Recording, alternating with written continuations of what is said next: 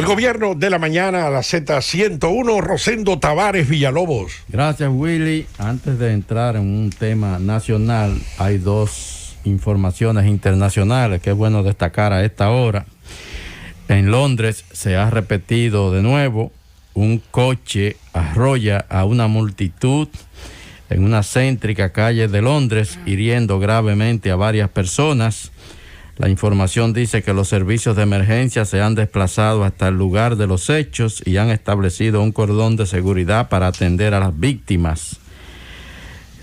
Dice que varias personas han resultado heridas luego de que un automóvil subiera a la acera y atropellara a múltiples peatones. Esa ha sido una modalidad empleada en los últimos tiempos, aunque los servicios de seguridad de Londres están indicando que todavía no tratan el incidente como un tema relacionado con el terrorismo, pero incidentes de este tipo ya se han registrado varios, tanto en el mismo Londres como en Francia, como en Alemania, y es una modalidad que han estado utilizando grupos terroristas que ya se han de alguna manera descartado el tema de las bombas, la colocación de artefactos explosivos, el secuestro de aviones y todo ese tipo de cosas. Hace mucho que desapareció,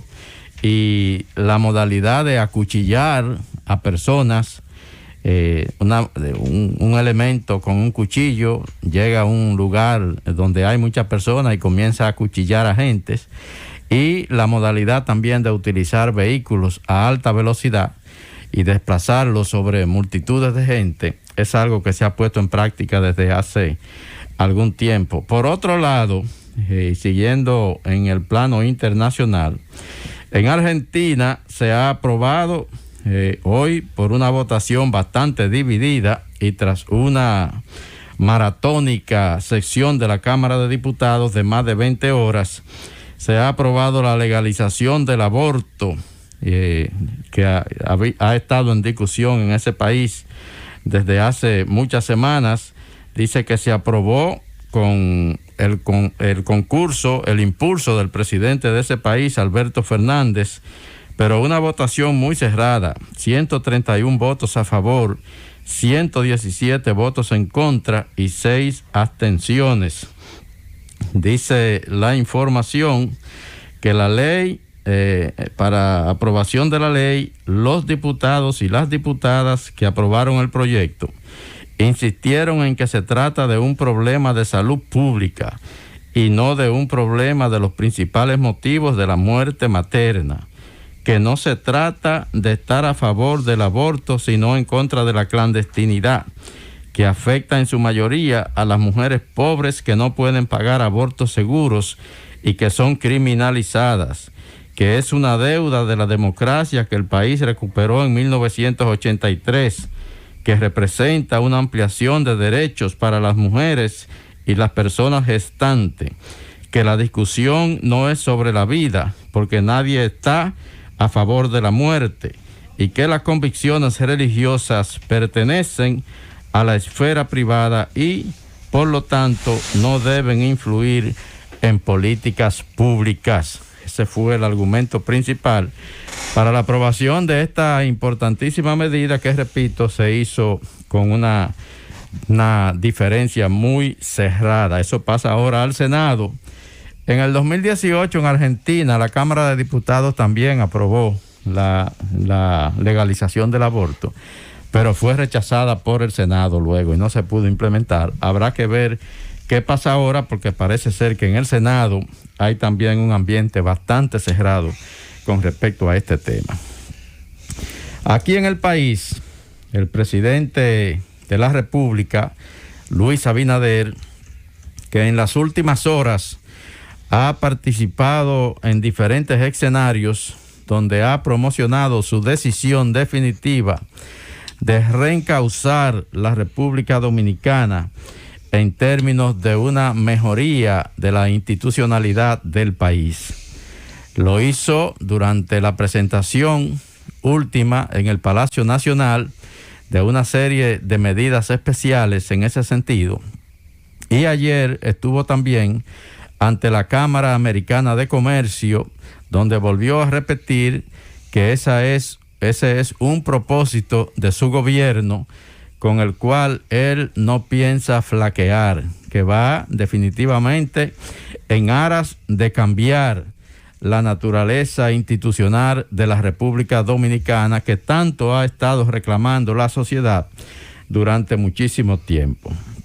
Ahora, dentro de esas medidas que él se propone implementar, está una que yo creo que va a ser donde se va a poner a prueba la capacidad del presidente para convencer, sobre todo internamente en su propio partido, el Partido Revolucionario Moderno, y es su decisión de implementar, de impulsar decisiones para que se elimine en el Congreso Nacional y sobre todo en el Senado de la República el famoso barrilito, el Fondo de Asistencia Social que funciona en el Senado de la República y que básicamente lo que significa es la asignación de unos fondos especiales a cada senador para que desarrolle actividades de ayuda social en su provincia.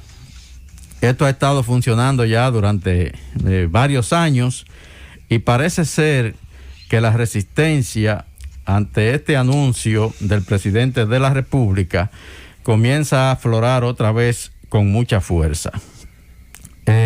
La situación aquí es, y yo creo que es donde el presidente va, ahí ya es una promesa de campaña y ha sido una decisión y un deseo de él que lo ha expresado en reiteradas ocasiones y ya habla de que va a enviar resoluciones y va a tratar de implementar ante el Congreso Nacional. Claro, eso no es que el presidente puede ir al Congreso, puede ir al Senado y tratar de cambiar las cosas allí, porque hay que recordar que el Congreso es un poder aparte y que el barrilito son decisiones internas del Senado de la República, por ejemplo. O sea, el Estado, a través del presupuesto nacional, le asigna un presupuesto al Congreso, una cantidad de millones al Senado de la República, otra cantidad de millones a la Cámara de Diputados. Ahora, cada una de esas cámaras del Congreso Nacional utiliza su presupuesto de manera discrecional y lo emplea en la manera en que ellos entienden que deben de emplearlo, ya con absoluta independencia. En el caso del Senado, se creó este fondo porque dice el senador vocero de la Fuerza del Pueblo, Dionis Sánchez, que es uno de los principales opositores a que se elimine el barrilito. Él dice que antes el presidente del Senado hacía lo que le daba la gana con eso y que ahora lo que se hace es una distribución de manera tal que se democratice los fondos del Senado y le llegue a cada provincia lo que él definió como una especie de migaja. Entonces, Rosendo, pero parecería entonces que el Senado le dan más dinero del que necesita. No, por ahí es que voy, porque no se trata de que el barrilito, por ejemplo, son unos fondos especiales que tendría que asignar. Perdóname, Rosendo, perdóname, Rosendo, muy breve, sin querer agitar, y vuelvo a lo mismo, sin querer JLP, un pequeño dato histórico, si se quiere, ¿verdad? Cuando tú hablabas de ese senador del partido del presidente Leonel Fernández, porque ese partido es Leonel Fernández. Leonel Fernández es ese partido. No nos engañemos, sin Leonel Fernández ese partido no existiera.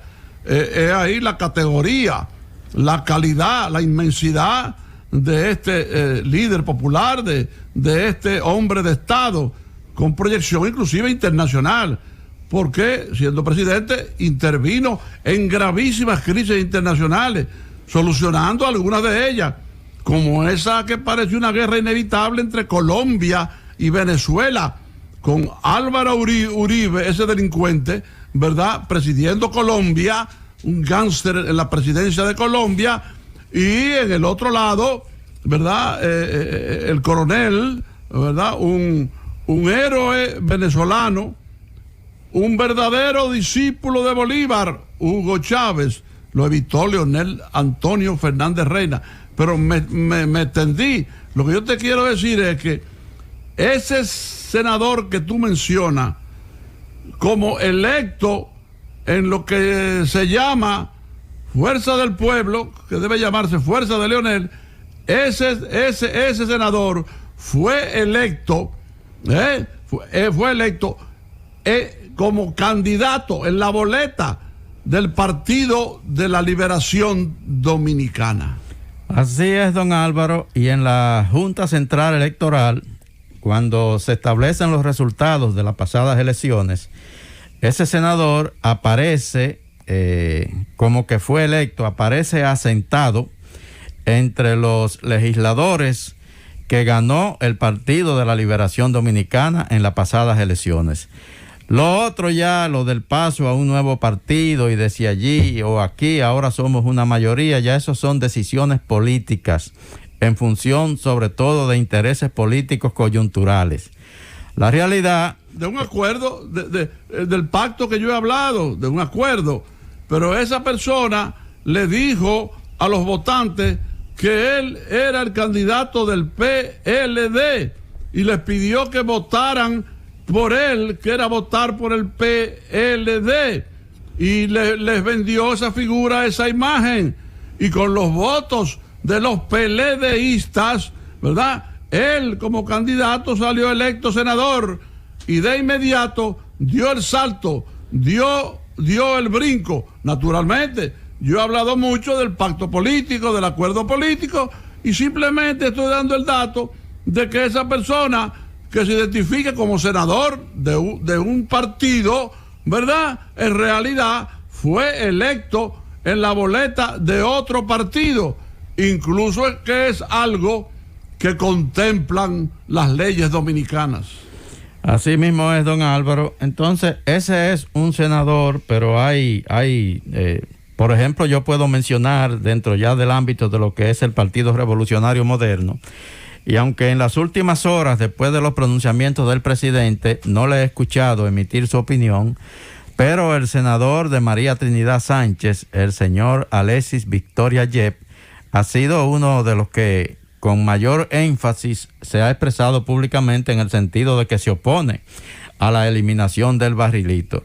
Y en sentido general, hasta ahora, en el Partido Revolucionario Moderno, solamente la senadora Farideh Raful del Distrito Nacional ha rechazado o ha decidido no aceptar los fondos del barrilito, pero lo hizo después de prácticamente de una trifulca social, ya que ella se había expresado en la campaña en el sentido de que eso debía eliminarse. Sin embargo, después que llegó al Senado, entonces ya la opinión comenzó a cambiar y producto de la presión, ella entonces decidió asumir otra posición, la misma que el presidente del Senado, Eduardo Estrella, y que el senador por la provincia Santo Domingo, el señor Antonio Taveras Guzmán, que son los únicos 3 de 32 senadores que han decidido no aceptar el barrilito. La verdad es que esa es una decisión interna del Senado. No han decidido aceptarlo, pero como la mayoría está de acuerdo en aceptar el barrilito, si hay una votación y se va a imponer esa mayoría, entonces ellos, los que real o supuestamente se oponen, no tendrán, los pobres, los infelices, los desamparados, ellos 3, no tendrán otra cosa que aceptar que la mayoría aprobó el barrilito y que por lo tanto ellos pertenecen al barrilito. Por eso yo digo, don Álvaro, que el presidente va a tener que emplearse a fondo, porque los senadores están advirtiendo que el Senado es un poder aparte, que el Congreso es un poder aparte.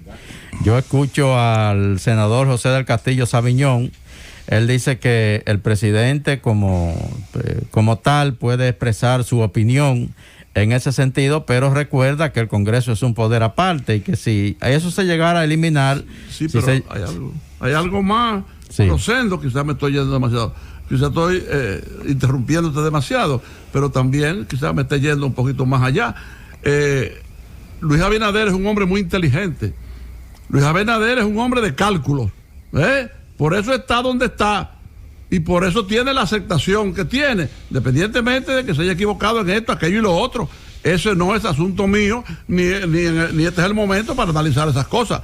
Pero yo creo que el 90% de sus decisiones, de sus hechos, le favorecen ampliamente. Ahora, yo lo que quiero decir es que precisamente es un hombre muy pragmático. Y tú sabes de qué es capaz Luis Abinader, dado esa inteligencia, ese pragmatismo, dado eso de tener los pies sobre la tierra bien asentados, calcular cuánto genera a cada senador el famoso barrilito. Genera tanto. Entonces, enviar un proyecto eliminando el barrilito, pero previamente ha hablado con los senadores que son sus súbditos, vamos a hablar claro, que no se van a enfrentar al jefe del Estado. Entonces, pero tampoco el jefe del Estado tiene interés de abrir frentes, porque repito, es muy pragmático. Entonces, ya sabiendo cuánto representa el barrilito para cada senador, enviar un proyecto creando un fondo de tanta magnitud y categoría, lo que sea, para cada senador, sabiendo él que eso corresponde a lo que ellos reciben por el barrilito. El senador José del Castillo Sabiñón propone entonces que si el presidente quiere que se elimine el barrilito y recibe el apoyo, que entonces el gobierno debería crear oficinas provinciales en cada provincia para que la gente vaya a esas oficinas a solicitar ayuda y no tenga ya el senador que estar aceptando, recibiendo la presión, porque él dice que en las provincias pobres es donde mayormente se verá afectada la gente de mayores necesidades. La verdad es que el barrilito sale de los fondos internos del Senado. El gobierno no tiene que hacer una erogación extra para que los senadores reciban esos fondos. Y ese va a ser el principal argumento. No, mi querido y admirado amigo Rosendo Tavares Villalobos, no, eso no sale de esos fondos. Eso sale de los impuestos de los pendejos. ¡Llévatelo, Cundo!